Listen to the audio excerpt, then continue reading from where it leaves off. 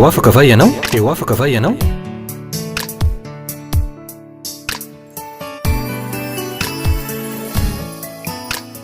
Fandarany iarana fiangonana RHEFI Androndrakely.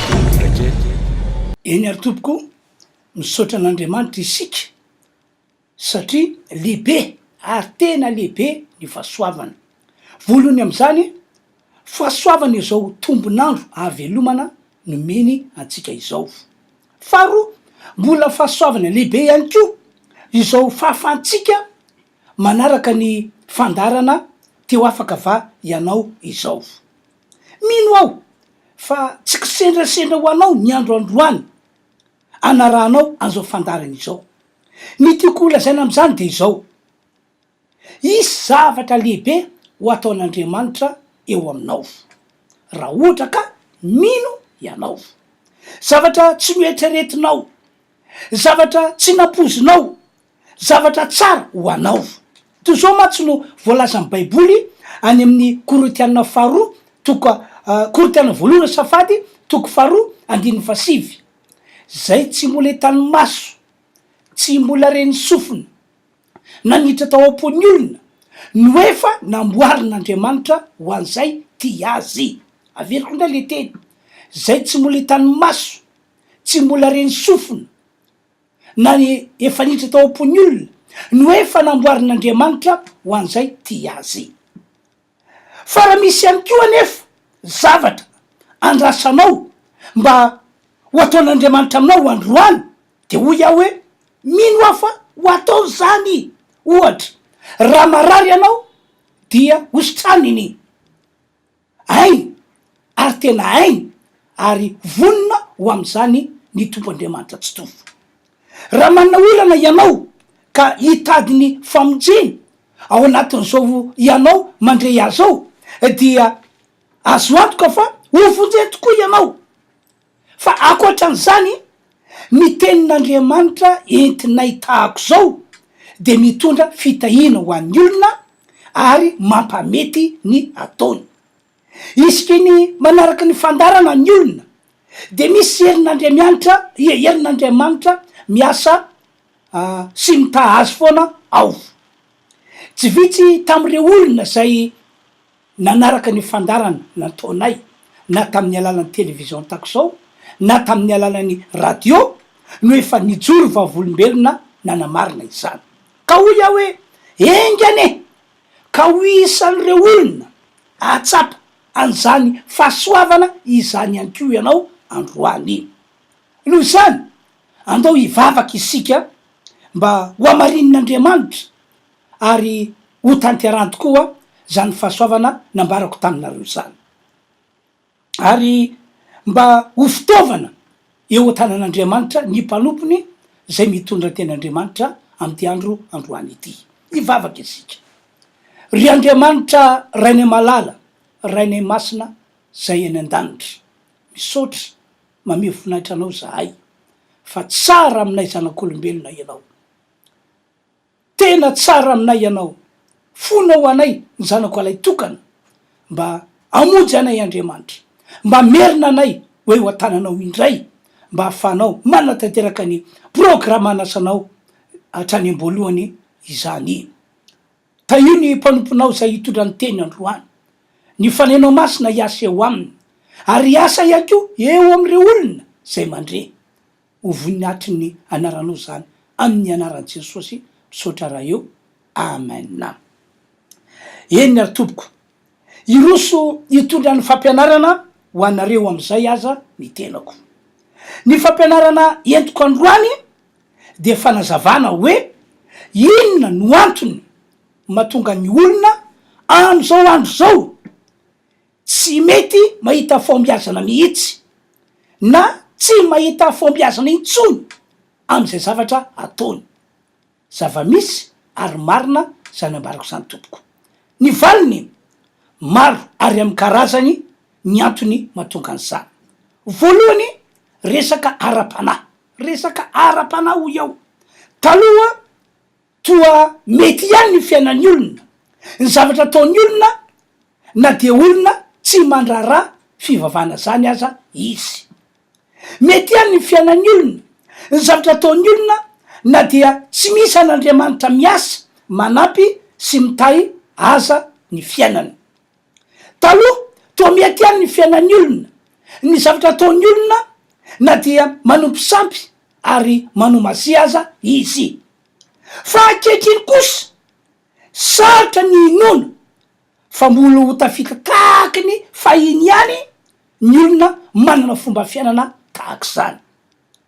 Tsy vitsy tamin'ireo olona zay tsy nandraraha fivavahana fahiny, tsy mandraraha an'Andriamanitra ary nanompo sampy mihitsy no efa resy tanteraka am'izao vanin'andro misy atsika izao. Tsy vitsy tamizy reny no efa nandalo tao amin'ny birao fandraisako olona mba hitady vahaolana. Tam'ty herinandro ity aza dia nisy mpivady roa samihafa izao no niona tamiko tao amin'ny birao. Mitovitovy ny zavatra noresahan'izy ireo tamiko. Olona tsy fakafatotra akory izy ireo, araky ny nambarany olona nanana ny ampy ry zareo teo aloha, nanana tany maromaro, nanana trano ipetrahana, nanana trano aofo. Lay anankiray aza moa de nilaza fa nanana camion maromaro nampiasainy. Kanefa ankehitriny araky ny nambarany dia resy tanteraka ry zareo, tena resy arabaky teny ry zareo. Hatramin'ny sakafo anina anio aza, zay ny nambarany tamiko, dia iankinana aman'olona sady ambony zany tsy mety mahita asa mihitsy izy. Tsy resahany intsony zany ny trosa tsy voefa araky ny teny anankiray. Ambony zany rehefa nanana zay nanana ny fahiny efa fonga na tanteraka tsy misy eo an-tanany intsony. Tsy vitsy tamin'ireo mpanahody ihany ko, mpitaiza olona, mpanandro no niona tamiko tao amin'ny biraoko fandraisako olona mba hitady vahaolana ihany ko. Tsapan'izy ireo matsy fa tsy nety intsony ny nataony, tsy velony intsony ny tenany, ary na ny aretina nahazo azy azy dia tsy sitrany intsony.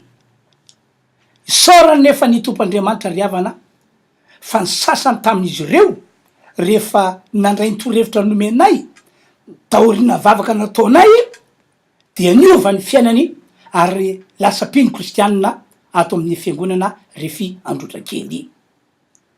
Dia zao ihany ko ny tsy fetezana, ny tsy fombiazana, ny faresena misy am'izao vaninandro zao dia tsy mijanona fotsiny eo amin'ny lafiny ara-pivelomana ihany akory, fa miseho eo amin'ny lafiny ara-pitiavana, ara-panambadiana ihany ko, sy amin'ny lafin-javatra maro. Ry havana malala, manoloan'izany indrindra, raha tapa-kevitra ianao, tapa-kevitra anao anio, hiverina amin'Andriamanitra, hitodika aminy amin'ny alalan'ny finoana an Jesosy Kristy, amin'ny alalan'ny fanapa-kevitraony andray an Jesosy Kristy, de hoy aho hoe ovonjena ny fanahinao, ahitany herin'Andriamanitra miasa ianao, hivan'ny olana misy eo fiainanao. Ambony zany azo antoka fa hovaliana vavaka ianao. Ahoana ho Jesosy any amin'ny Jaona 5:17 hoy izy, raha miray amiko ianareo, zany hoe raha mino an Jesosy, raha mandray an Jesosy, raha manana Jesosy, raha manana fifamatorana am Jesosy, dia angatao zay tianareo na inona fa ho tonga aminareo zany. Tena napana tena mihitsy tompo, na miantoka mihitsy tompo fa na inona angatantsika amin'Andriamanitra ray amin'ny alalan'i Jesosy dia ho ataony izany. Inona ihany ko no antony mahatonga ny olona am'izao vanin'andro misy atsika izao tsy mety mahita fombiazana mihitsy, na tsy mahita fombiazana intsony am'izay ataovy.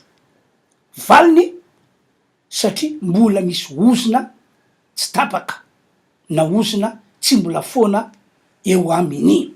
Ry havano, tsy anganoangano na rirarira ny filazana fa misy ny ozona, fa tena misy satria ny baiboly no manambara ny fisiny. Any am bokyny Deutéronomie toko fa 1:12 andininy fa 9:20 fa 7:20 fa 8:20 no manambara zany. Ny filazan'ny baiboly azy moa de hoe tahaka ny fisin'ny fitahina avy any an-danitra avy amin'Andriamanitra zay ataon'Andriamanitra eo amin'ny olona, de tahaka zany koa ny fisina ozona zay tonga eo amin'ny olona. Ary amin'ny karazany io ozona misy eto ambony ty tany ary mitatao eo amin'ny fiainan'ny olona io.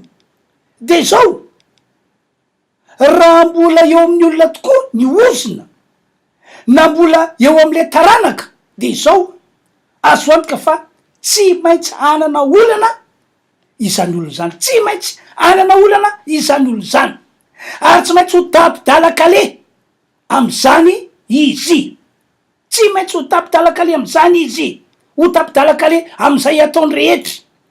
Ohatra iray ity no tsara.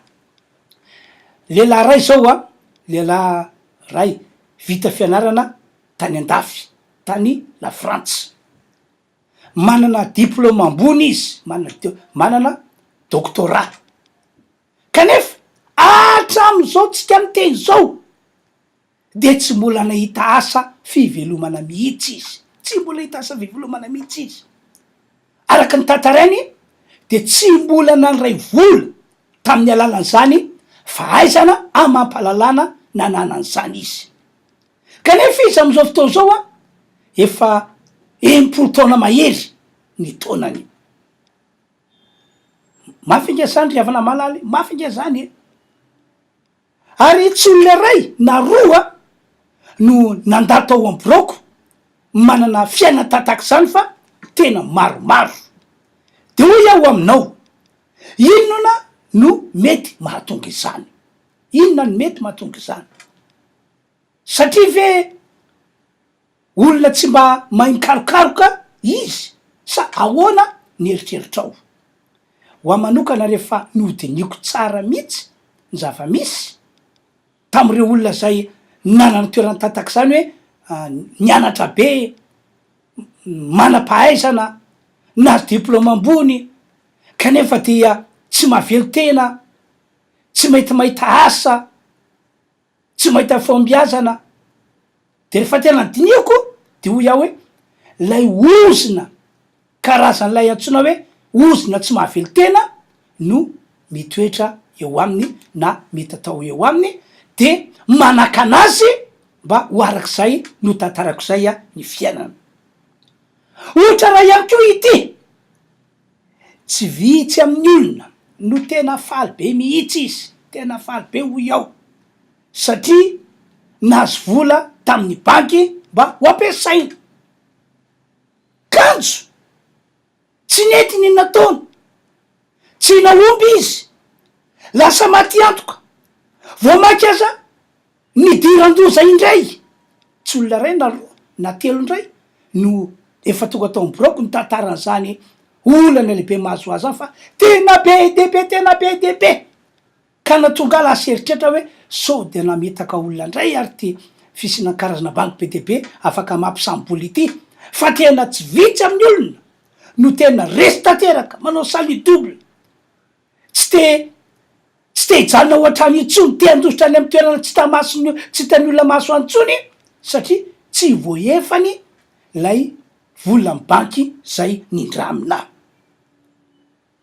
Ry hafanao, ry mpiany malalo, inona mahatonga izany? Tsy mahay mitantana ve le olona araka ny fieritreretanao azy?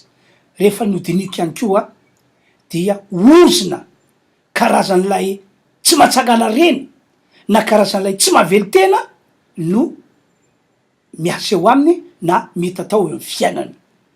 Ka raha mbola eo tompoko ny ozona de tena ho sahirana mihitsy anao am'izay ataonao, tena ho sahirana mihitsy anao am'izay ataonao. enina de efa mpino kristianina azy ianao efa nandray an'ny tompo nandray an'i Jesosy. Raha ohatra ka tsy mbola tapaka na tsy mbola foana le ozina teo aminao avy any amin'ny razam-benao, avy any amin'ny ray aman-dreninao na noho ny ataonao, dia ho tavela eo foana ianao, ho lany fanahy eny hatrany hatrany ianao, ary hatramin'ny valim-bavaka azy de tsy ho azonao satria voasakan'ireo ozina. Antoke vakitsika amin'ny baiboly atao amin'ny Deutéronomie toko fa 7 de ny andininy fa 9 no jerentsika 9 safady Deutéronomie toko 7 daora andiny fa 7 voan-javatra betsaka no entinao ambolena any an-tsaha fa kely kosa no angoninao satria ho lan'ny valala ireny.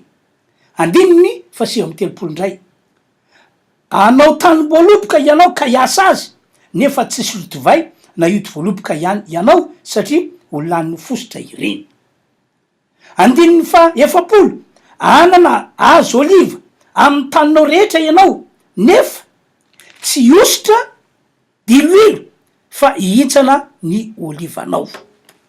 Mazava ny voasoratra ry havana.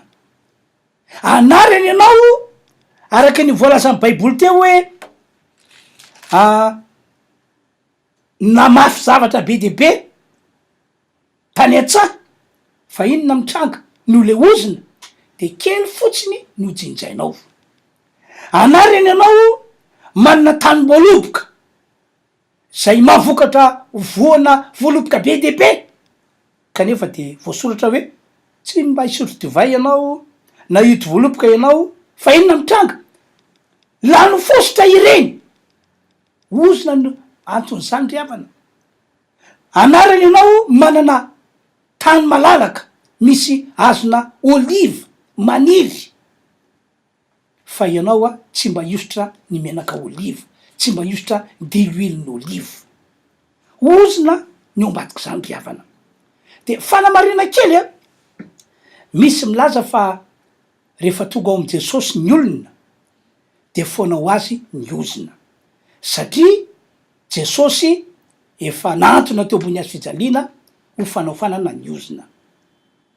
Tsy mitombo zany ry mpiany malala, ny finoana an' Jesosy fa efa nantona teo ambony azy fijaliana izy nitondra ny ozina mpahazo zanak'olombelona dia dingana voalohany azy zany, dingana voalohany mitondra fanafahana. Fa ny dingana faharoa kosa de ny fanapahana sy ny fanafoanana an'izany oziny zany amin'ny alalan'ny teny, ary ampiasainao amin'ny alalan'ny teny ny anaran'i Jesosy hoe amin'ny anaran'i Jesosy ny ozina tako zao na ny ozina toy zao zay nisy teo amiko dia tapahako foanako tanteraka mba tsy hita eo amiko intsony. Mila miroso am'izay dingana faharoa zay ianao, fa raha tsy zany dia mijanona eo foana ihany ny ozina na dia efa tonga ao am'i Jesosy aza ianao. Ry havana, ry mpiany malala, tiantsika zanak'olombelona ny tompoandriamanitra, tena tiantsika izy, fatany tsara mihitsy fa nisy ny ozina nanomboka tamin'ny fotoana nalavo any Damaseva. Fatany tsara mihitsy zany satria ny vavan'Andriamanitra mihitsy no nanozina andreo karazana ozina taorinany nalavo any Damaseva. Tonga teo amin'ny olombelona ny ozina ary tonga teto amin'ity tany honenantsika ty ihany koa ny ozina. Fa akoatra zany rehetrarehetra zany de fantatra Andriamanitra ihany koa hoe ny zavatra nataon'ny olona no nampitombo andreo karazana ozina nisy teto ambony ty tany ity. Ohatra akaiky am'izany gaseny amin'ny Kaina, tantarain'ny baiboly fa namono nafaty any Abelaralana izy, nalatsaky Kaina tamin'ny tany ny rany ralahany de vokatr'zany tonga ny ozina. Ary lay ozina tsy mavelo tena, tsy mahomby am'izay atao, zany no nahazo any Kaina. De ny vavan'Andriamanitra ihany koa mbola niteny an'izany. Zao ny teny any amin'ny Genesis toko 4. voosiny ianao izy izy no ny raha ndralanao nalatsakao tamin'ny tany tsy amokatra ho anao tsony io tany io fa ho mpanjenjena sy ho mpirenireny eny ambony tany ianao. Ka tam'izany fotoana zany azoko antoka mihitsy fa na inona ezaka nataon'ny kaina tokoa mba amelomana ny tenany de tena nanana fahasiarana be ny am'izany mihitsy izy satria vavan'Andriamanitra no efa niteny hoe tonga aminao ny ozina ka ny ozina mahazo anao de le ozina tsy mahavelo tena de ho mpanjenjena sy ho mpirenireny ianao. De ny antobo reo karazana ozindreo teto ambony ty tany ity ka hoy aho hoe raha iazona le fomba fiainanao fahiny ihany ianao zay no heverinao hoe napamety nataonao tam'izany fotoana zany nampahomby anao, raha mbola iaina am'izany ianao am'izao vaninandro zao dia ho tavela ianao, ho lany fanambola velona ianao. Ary raha ohatra ka mbola petraka aminao sy mitoetra aminao ihany koa ny ozina satria ny zavatra tsy nentinao ataonao na tsy nentinao ataon'ny ray aman-drenao na ndrasambe anao de ho tavela ihany ko ianao, ho lany fanambola velona ihany ianao. Ary zany ho ato mahatonga aminy matetika amin'ny alalan'ny fandarana tahaka izao tsy mitsahatra mitaona antsika rehetra mba hiverina amin'Andriamanitra, hitodika amin'Andriamanitra amin'ny alalan'ny finoana Jesosy Kristy, anapa-kevitra fa tsy salasala intsony tahaka ny teo aloha fa tena anapa-kevitra ny andray an' Jesosy Kristy, ny ampandrosan'i Jesosy Kristy ho ao anaty satria matolona i Andriamanitra nahary lalitra sy ny tany nahary anao manokana no nanapa-kevitra hoe omeko ny zanako latokako alefaoko any ambony tany izy, omeko ny zanak'olombelona. De fantatr'Andriamanitra hoe zay mihitsy no mahatsara ny fiainantsika zanak'olombelona. Ka hoy aho hoe efa mandondona ny varavaran'ny fonao tompo, efa miantso anao izy amin'ny alalan'izao fandarana izao, tena efa tena tery Andriamanitra ny andra-tanana anao anio de anio. De zao ny teniko, aza misalasala intsony ianao ary aza mangatakandro ihany koa fa tapony ny hevitra ho androany de androany ny verina amin'Andriamanitra amin'ny alalan'ny finoana Jesosy, amin'ny alalan'ny fandraisana Jesosy, amin'ny alalan'ny fanomezanao toerana an' Jesosy ho ao anatinao. Raha vao miroso am'izay fanapa-kevitra zay ianao de miroso ihany koa Andriamanitra anapa-kevitra amela ny heliko rehetra, amela ny fahadisoanao rehetra ary anapa-kevitra andray atanana anao sy ny zavatra rehetra zay ho ataonao mandritra zao fahavelomanao eto ambony ty tany ity zao. Ny dera ny ajary ny voninahitra anie de ho an'Andriamanitra ray zanaka ary fanahy masina. Fanampin'izany manoloana fisina ozina, zay tiako amafisina, manoloana fisina ozina mbola mety atao sy mety amesitra eo aminao de tena manasanao atopoko, tena manasanao ampitiavana, tsy misalasala, tsara aminao ny miona aminay. Betsaka reo mpanompon'Andriamanitra misy eto Antananarivo, eto Madagasikara, eto ambony ty tany ity, tsy milaza andreno ratsy akory eo fa zaho kosa resy lahatra hoe tsapanay fa nanamarina ny finoanay Andriamanitra, nanamarina ny etsika nataonay Andriamanitra ary efa nahita vokatra be de be mihitsy zay tam'izany. Ary zany no tsy salasalanay mihitsy ary tsy salasalanay arabaky teny ny tomanay anao hoe tongava miona aminay, afanay mampahery anao, afanay manoro-hevitra anao ary indrindrindrindra afanay mivavaka ao anao mba ho tapaka, mba ho foana ny ozina zay ny tatao teo aminao hatram'izay mba tsy hoe ho aminao intsony na tsy hoe ho amin'ny taranako intsony zany ozina izany. Na ihany koa tongava mihitsy mamonjy ny fotoam-pivavahana zay ataonay fiangonana RHEFI Androndrakely. Manao fotoam-pivavahana izahay isika ny Alahady, misy fidiriny telo io Alahady io, fidirina voalohany amin'ny 7 sasany, fidirina faharoa amin'ny 10 fidirina fahatelo amin'ny 2 sasany.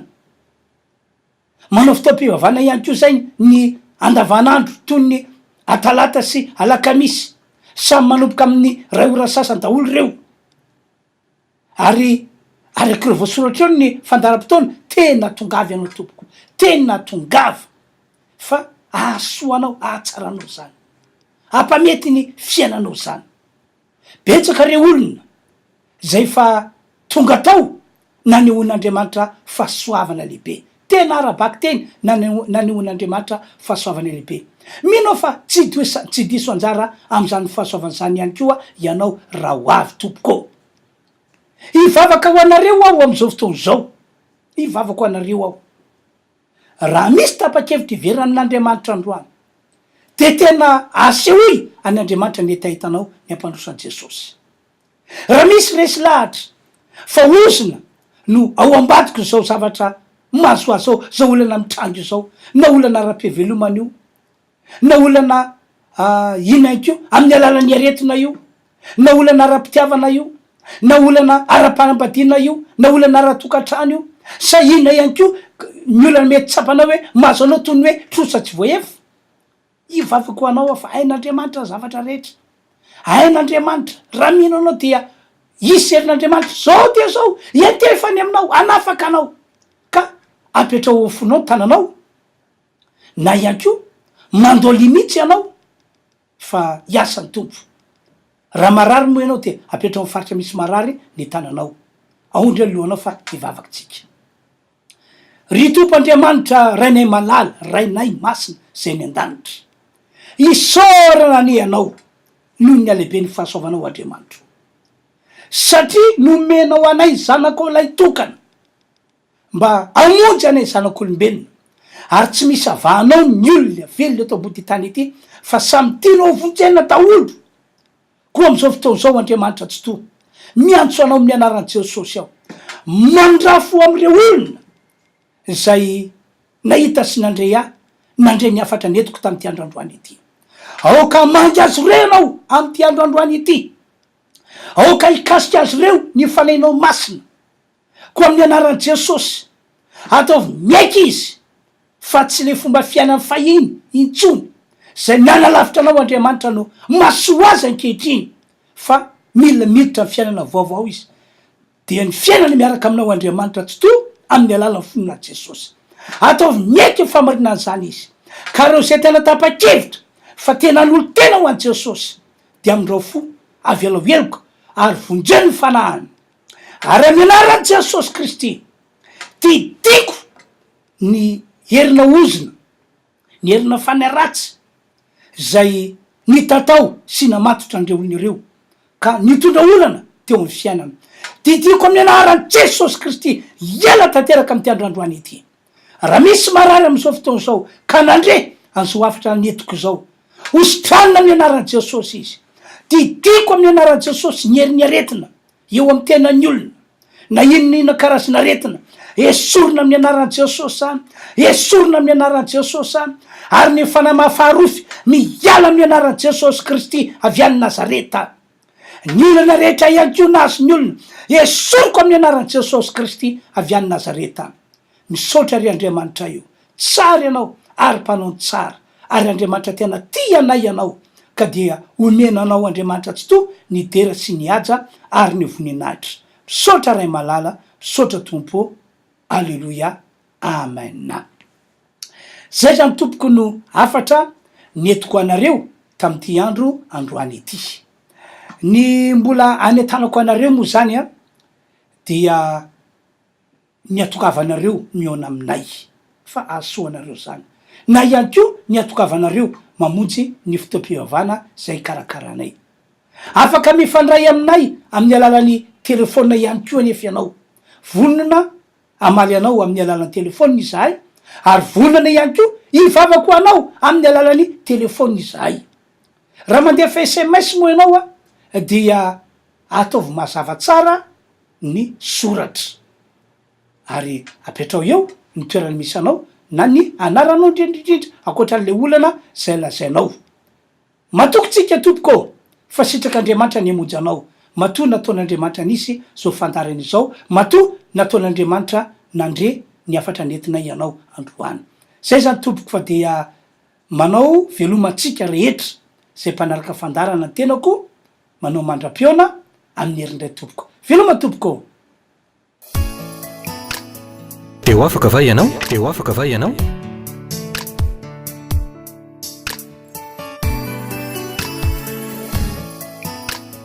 Fandarany iarana fiangonana RHEFI Androndrakely.